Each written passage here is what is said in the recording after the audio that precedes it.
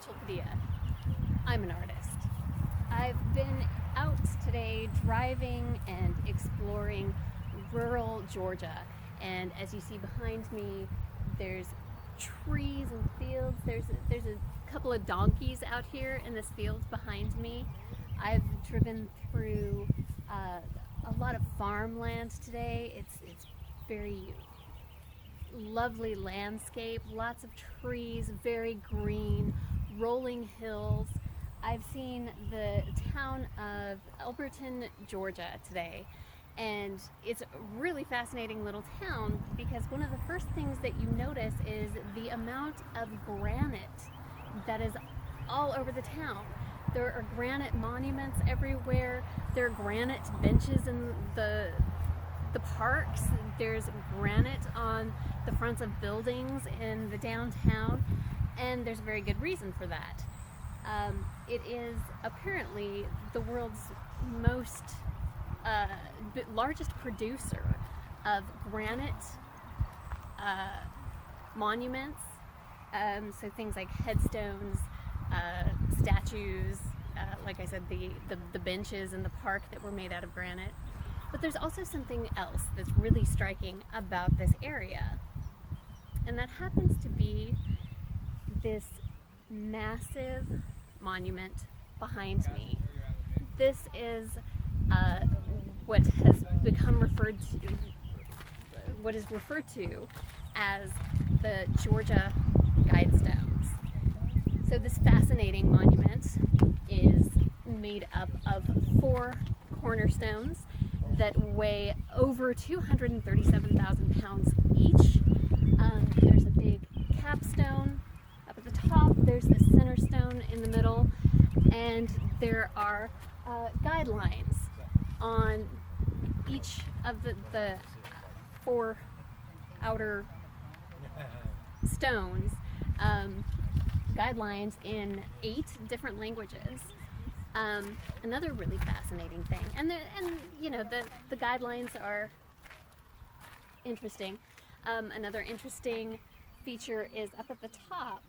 In 4 ancient languages, there is a shorter message that basically states, let these be a guide to an age of enlightenment.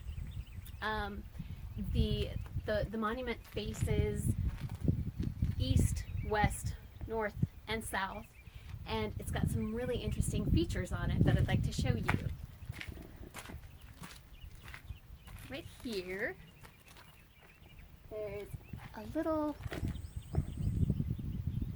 view hole through there, and that during the winter solstice will line up with where the sun comes up. That is due east.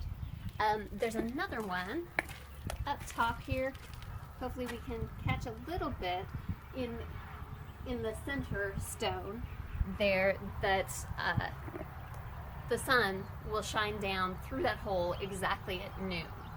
And then there's another one here in the side that is carved straight up and through the other side of this, that goes that is supposed to point to the northern star at night.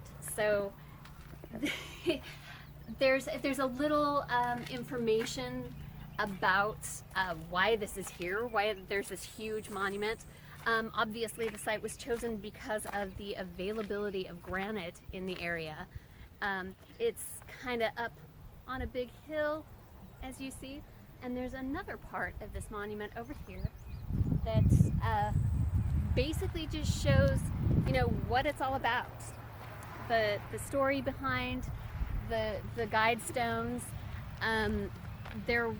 They were commissioned in 1979 and ultimately erected in 1980 by a person using a pseudonym, and this all shows what the logistics were, that the organization or group of concerned citizens that wanted to erect this monument would be forever anonymous. So there's a bit of mystery and intrigue involving this as well. So yeah, There is a Wikipedia page about this site, so if you want to do more research and maybe get out into the world and see this amazing thing yourself, it's pretty easy to find. Thanks so much for watching.